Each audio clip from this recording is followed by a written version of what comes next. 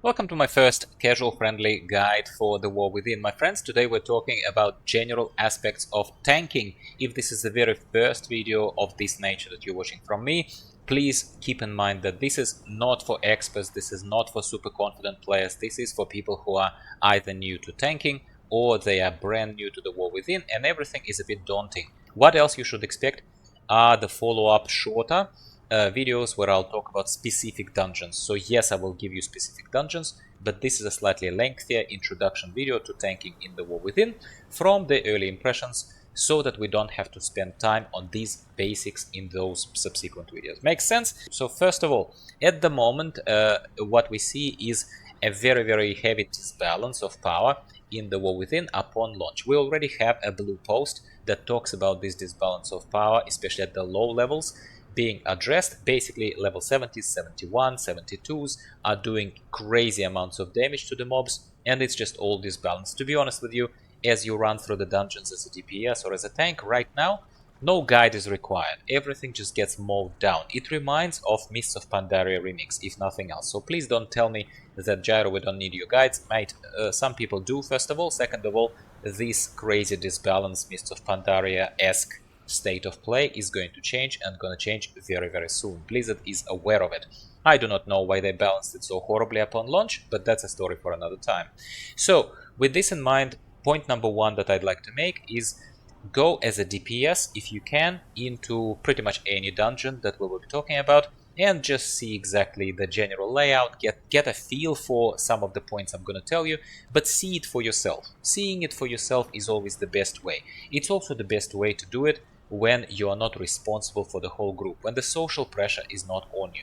Right now is this crazy mow everything down, run ahead, pull crazy rooms full of mobs, dish out 500,000 DPS in mediocre gear, as long as the class doesn't suck and you're okay with it. I dish out about 500,000 DPS on AoE pulls as these protection paladins, sometimes more. So go and take a look, but don't get used to those crazies who just run ahead and pull everything. This is not the way to play, and as soon as heroics kick in, as soon as mythics kick in, this is just a recipe for disaster. Your groups are gonna hate you, you don't want it. So don't do that. That is my first advice to you, and yes, it is a tanking advice.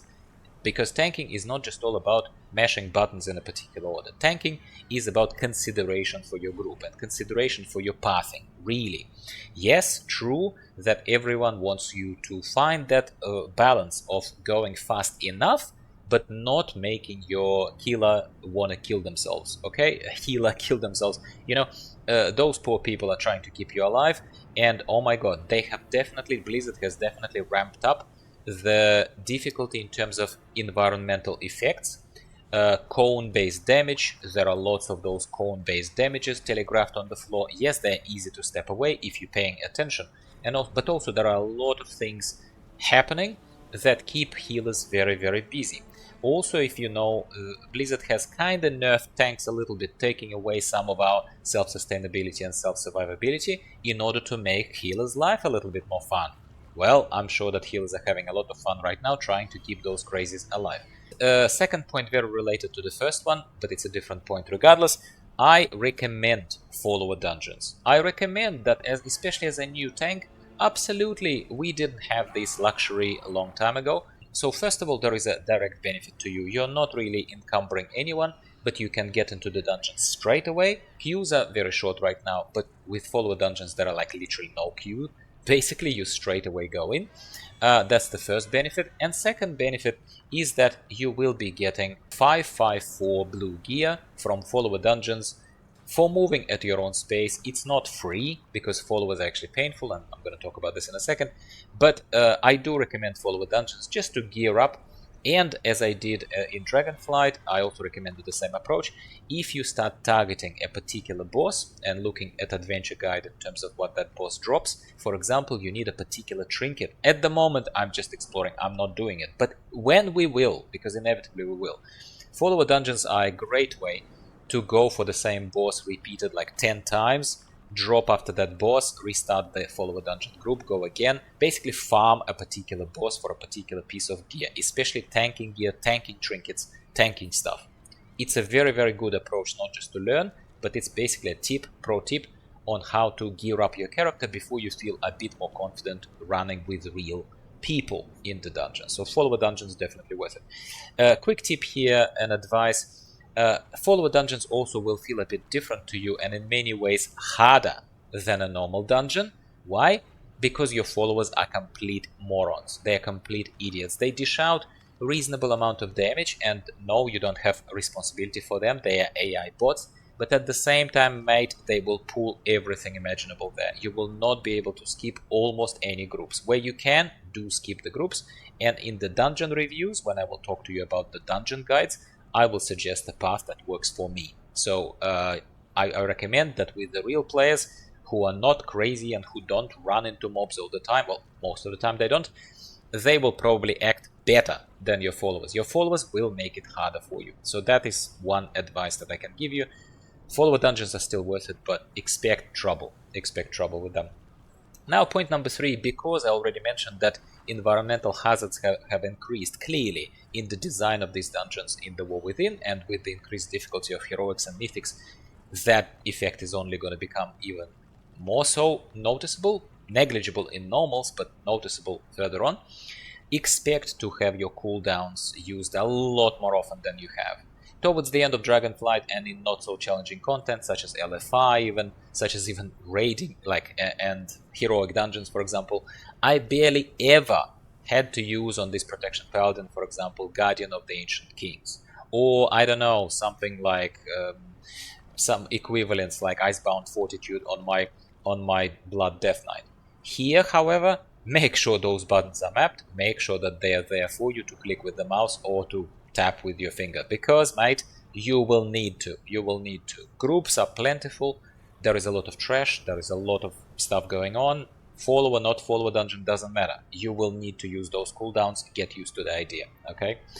Plan to replan, as we say. So if your plan right now is to be a protection paladin of a specific spec, and if you're trying one of the specific hero talents, by the way, this paladin, this is not a guide for this paladin, obviously, there will be one separately. This paladin is actually in Templar spec right now, not in the Light Forge or whatever it's called, but it's in Templar spec. I like the gameplay of Templar spec more, and I like how it pans out right now. I like that it dishes out more damage and that kind of stuff. But this is the crux of my point. Plan to replan. Right now it works for me, and it might work for you in normals, in follower dungeons. At first you're like, oh yeah, that's cool, I like to contribute more to DPS and it helps me be more sustainable, whatever. But then once harder content starts, don't be upset. Just simply expect changes. Expect changes is what I'm telling you this early into the War Within expansion. And I think this will do you good. This will do you good. You will not be frustrated. Final point number 5, and I know I gave you a lot of other little points, but this is still the final large point number 5. I would stick currently to the tanking classes and DPS classes, if you can, that have some kind of active, proactive self-healing ability. Without self-healing, I reckon right now there is way too much pressure on your healer.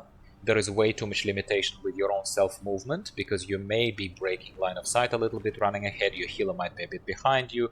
Anything can happen. But if you don't have a heal on a button, really, so far, even in this early experience, yeah, okay, I'm maybe a bit undergeared, but also the content is not that challenging. I am finding it very, very hard to believe that a tanking class without very proactive self-heal available, something that needs to generate healing orbs out of targets or generate healing soul fragments out of targets, but cannot literally push a button and heal when it needs to effectively, I think you will suffer at this stage. Subjective opinion, welcoming as always your opinions and your contribution into the comments below. Just please don't come 3 months down the track into this video and try and bash this, because I've given enough disclaimers here that you need to plan to replan. And these experiences, this advice for newbie tanks is based on early impressions from the War Within. Go with an easy class, go with something like Protection Paladin. You can't go wrong with Protection Paladin as a starter tank. It's easier to tank. Pull sparingly. Start with follower dungeons. Plan to replan. Your spec will change. Your hero talent choices will change. And do not get used to crazy running, how right now everyone is tanking. This is not tanking. This is capitalizing on the fun, but still a moment, a fleeting moment that is not gonna continue. This is not how you tank in World of Warcraft. I hope you found this helpful. We're gonna continue talking a lot more. I am back in the game, very much so now, excited about the everything, overwhelming amount of everything that the world within has brought to us. And I do think that it creates a massive range of topics that we can and will be discussing as far as War Within is concerned. So thanks again for tuning in. Please give the video a like before you go, and I'll talk to you next time about something else War Within related. Tanking is currently in the focal point of the topics we'll be discussing. Stay tuned. Bye for now.